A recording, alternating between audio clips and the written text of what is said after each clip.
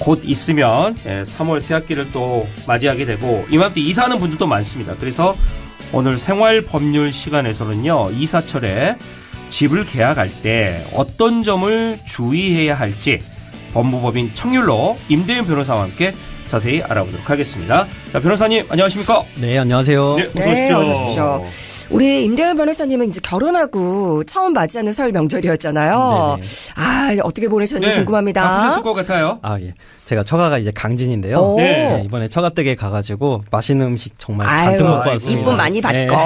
네. 이제 처음 왔으니까. 네. 아우, 우리 사우 이러면서. 아이고 닭도 작고. 네, 정말 푹 쉬고 왔습니다. 아이고, 그래요. 아유, 잘하셨네요. 얼굴이 좋아지셨어요. 그러니까 자 변호사님도 이제 결혼을 하셨으니까 뭐 이사를 당연히 하셨겠죠. 네, 결혼하면서 저도 네. 예, 아내하고 이제 집을 합치면서 이렇게 이사를 했었습니다. 야 그러면은 뭐 변호사니까 그 계약하고 그런 데 있어서 뭐 모든 걸 다 철저하게 다 보셨겠네요. 그러니까 완벽하게. 예 오늘 뭐 그런 내용을 좀 저희에게 알려주시면 될 것 같습니다. 네. 예, 뭐 특히 이제 이사철에 주의해야 될 사항 짚어주신다고요?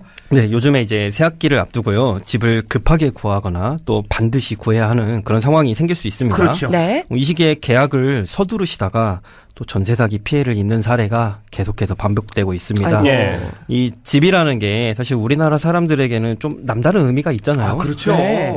이 안정감을 주는 그런 상징적인 공간이기도 하고요. 이런 삶의 터전을 두고 일어나는 일인 만큼 네. 피해가 발생하면 정말 회복할 수가 없습니다. 그래서 오늘은요, 또 사회 초년생들을 노리는 이 전세 사기 유형과 대비책에 대해서 한번 살펴보려고 합니다. 아, 네. 특히나 뭐 이사 계획 세우시는 분들이 오늘 내용을 좀 주의 깊게 들으시면 좋을 것 같은데 주로 어떤 유형의 사기를 좀 조심해야 될까요? 네, 먼저 이 계약을 하시는 단계에서 발생하는 사기 유형에 대해서 네. 설명을 예. 드리려고 하는데요. 가장 흔한 방법은 이른바 깡통주택입니다. 깡통주택 이거 이거 좀 진짜 많이 저희가 이 들어봤어요. 단어는 너무 많이 그렇죠. 들어봤어요. 네. 그러니까 이 집주인이 주택담보대출을 많이 받아가지고 집값보다 보증금이 더 많이 나가거나 아하. 혹은 비슷한 정도가 되는 경우를 네. 말하는 예. 건데요. 그러니까 자기 자본이 없이 전세 보증금을 받아서 집주인이 이 집을 사면서 잔금을 치르는 거예요. 네. 이런 방식으로 주택을 다수 매입을 하고 계속해서 집값 상승을 기대하면서 전세만 만들어내는 그런 방식입니다. 네. 그러다 보니까 집값이 급격하게 하락하거나 또 한두 채 경매로 넘어가기 시작하면요. 이 세입자들이 보증금을 돌려받기는 정말 어려워집니다. 대책이 없다라는 거잖아요. 그렇습니다. 네. 예. 실제로 이 3년 전쯤에요. 광양에서 깡통주택을 이용한 대규모 전세 사기가 발생했는데요. 121채, 피해금은 약 100억 원대 이렇게 발생을 했었습니다. 지난해에 이 가해자에게 징역 9년의 중형이 선고되기도 했습니다. 네. 이 외에도요. 허위 매물을 광고를 해서 전세금을 가로채는 경우도 있고요. 네. 또 집주인이 한 집에 여러 명과 동시에 전세 계약을 체결하는 이중계약 형태도 있습니다. 그러니까 이중계약. 그리고요, 또 이 중개사가 우리가 중개인을 믿고 신뢰를 하는데 임대인 대신에 임차 계약을 하고 전세금을 받은 다음에 네. 임대인에게는 월세를 계약했습니다라고 거짓말을 하고요. 네. 보증금을 중간에 가져가는 이런 사례도 있습니다. 네. 그리고 또 이미 건물이 신탁회사 명의로 담보가 잡혀 있는데 이런 내용을 숨기고 계약을 진행하는 경우도 있습니다. 정말 유형이 다양하죠. 네, 다양하네요. 그러니까요, 예. 진짜.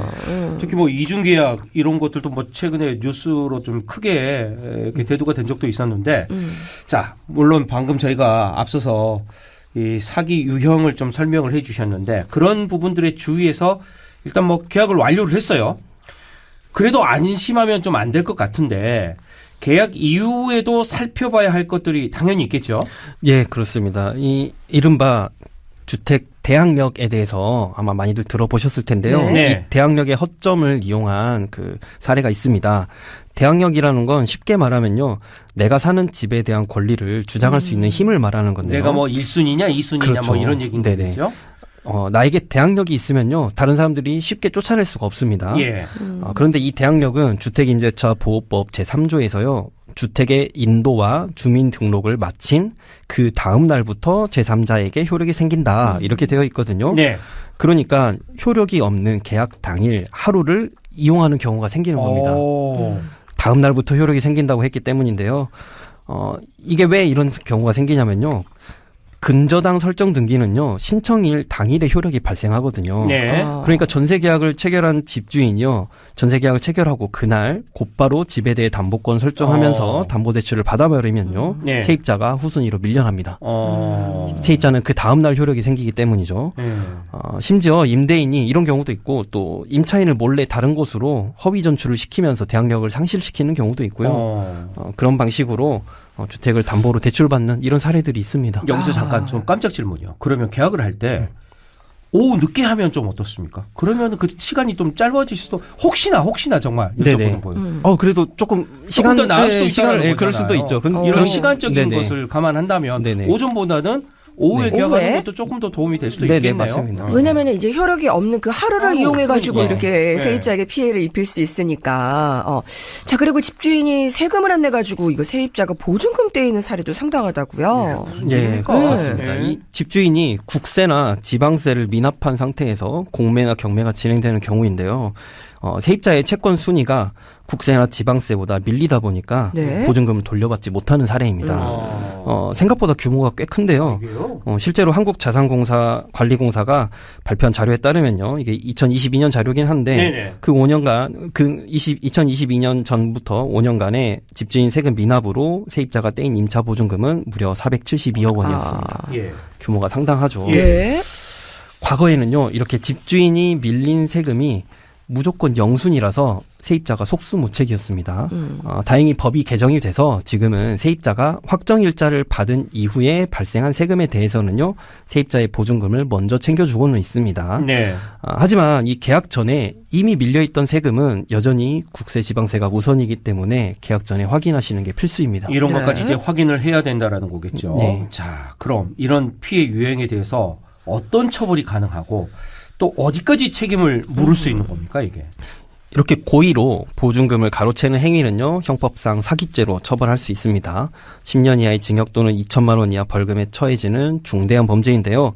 이 피해 금액을 더했을 때 이 규모가 5억 원 이상이 되면요, 특정 경제범죄 가중처벌 등에 관한 법률에 따라서 가중처벌이 가능합니다. 네. 짧게는 징역 3년, 길게는 액수에 따라서 무기징역도 받을 수가 있습니다. 또 단순히 세금을 못 냈다고 해서 제가 성립된다 이렇게 보기는 좀 어렵겠지만요. 세금 체납 사실을 숨기고 계약을 한 거라면 이 부분에서 사기죄가 될 가능성도 있습니다. 네. 그리고 또 이 과정에서 유형에 따라 서류를 위조를 하면 사문서 위조죄가 성립할 수도 있고요. 네. 그리고 또 이러한 행위에 공인중개사가 가담을 했다. 그렇다면요, 사기죄의 공범으로도 처벌할 수 있습니다. 예. 또 그와 별도로 공인중개사법에 의해서 3년 이하 징역 또는 3천만 원 이하 벌금에 처할 수도 있고요. 손해배상 책임은 또 별도로 청구를 할 수도 있습니다. 야, 그 임차인 입장에서는 진짜 수억 원을 써서 계약을 했는데 이 상대적으로 정보가 좀 부족한 것도 문제인 것 모든 같아요. 정보를 알아야 되는 거 네. 아니에요? 예. 맞습니다. 이 구조적인 한계가 분명히 있는데요. 등기부 등본이나 네. 건축물 대장 정도를 우리가 확인을 하잖아요. 그건 확인하는 거죠. 예, 근데 이 정도만 확인을 해서는 실제 위험 요소를 다 알 수가 없습니다. 그렇죠. 예. 또 임차인이 적절한 임대가가 얼마인지 모르는 경우도 있어요. 계약 체결 전에는요, 임대인이 정보 동의를 하지 않으면 사실 임대인의 체납 여부를 알 수도 없고요. 그렇군요. 그러다 보니까 이 임대차 계약은 결국 신뢰에 의존할 수밖에 없습니다. 그래서 임차인 분들에게 당부하고 싶은 부분은요, 예. 가능하시다면 부동산을 여러 군데 돌아다니시고 주변 시세에 대해서 정확한 정보를 먼저 확인하시는 것이 중요합니다. 네. 그리고 부동산 등기부도 설명을 해준다고 듣기만 하지 마시고 꼼꼼히 보셔서 선순위 권리 또 보증금이 어느 정도 설정돼 있는지 반드시 확인하시면 좋겠고요. 근데 이거 잘 모르겠어요. 봐도 솔직히. 네, 용어도 좀 어렵고. 네. 그러니까. 그래서 이제 저희가 공인중개사를 대부분 이제 통해서 계약을 그렇죠. 하시잖아요. 예. 붙잡고 설명해달라고 말씀하셔야 쉽게 좀 됩니다. 풀어달라고. 네네. 예, 그렇습니다. 그래서 이 건물이 또 불법 무허가 건축물인 경우도 있는데요. 네. 이런 건 아닌지 건축물 대장도 살펴보셔야 합니다. 네. 그리고 임대인이 만약에 임대사업자로 등록이 되어 있으면요, 네. 보증보험 가입이 의무거든요. 네. 예, 그런 경우라면 가입 여부도 꼭 확인을 해보시고요. 특히 다세대 주택을 계약하시는 경우에는요, 이 다세대 주택 전체의 보증금 총액을 모르면 리스크가 어느 정도인지 계산이 어렵거든요. 네. 그러니까 다른 세대의 보증금이 얼마인지 물어보셔도 괜찮습니다. 예. 요청을 하셔야 됩니다. 예. 그리고 또 계약을 하면서 임대인과 집주인이 동일한지 아닌지 이걸 확인 안 하시는 경우 꽤 있거든요.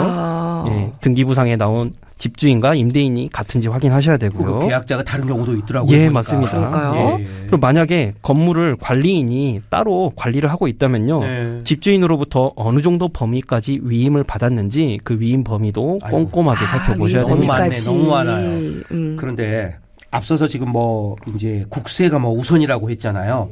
뭐 이제 세금 이거 이제 문제인데 집주인이 세금을 이 체납한 사실 이건 좀 미리 네, 뭐 알아야 될 확인할 것 수 같은데. 있는 거 예? 있습니까? 네. 그러면 이 계약을 체결하기 전에는요. 이 집주인의 동의가 있어야만 체납 네. 사실을 조회할 수가 있습니다. 어. 그래서 이거를 요청하기가 사실 굉장히 좀 껄끄럽잖아요. 아. 그래서 그런데 계약서를 쓰고 난 뒤에는요. 잔금을 치르기 전에 사이에 잔금 치르기 전에 예, 집주인 동의가 없더라도 세무서에서 미납 국세를 열람하실 수가 있습니다. 아, 있어요. 예, 이 제도를 활용하셔서 잔금 치르기 전에 꼭 확인을 해보시기 바랍니다. 알겠습니다. 예. 참 뭐 집을 사고 파는 일이니만큼 그렇죠. 사전에 최대한 알아보고 알아보고 정보를 확인하는 게 또 관련 피해를 예방하는 최고의 방법인 것 같습니다. 자, 오늘은 새학기를 앞둔 이사철에 특히 주의할 점들 살펴봤고요. 자, 지금까지 법무법인 정윤호 임대연 변호사 함께했습니다. 네, 오늘 말씀 고맙습니다. 네, 감사합니다. 네.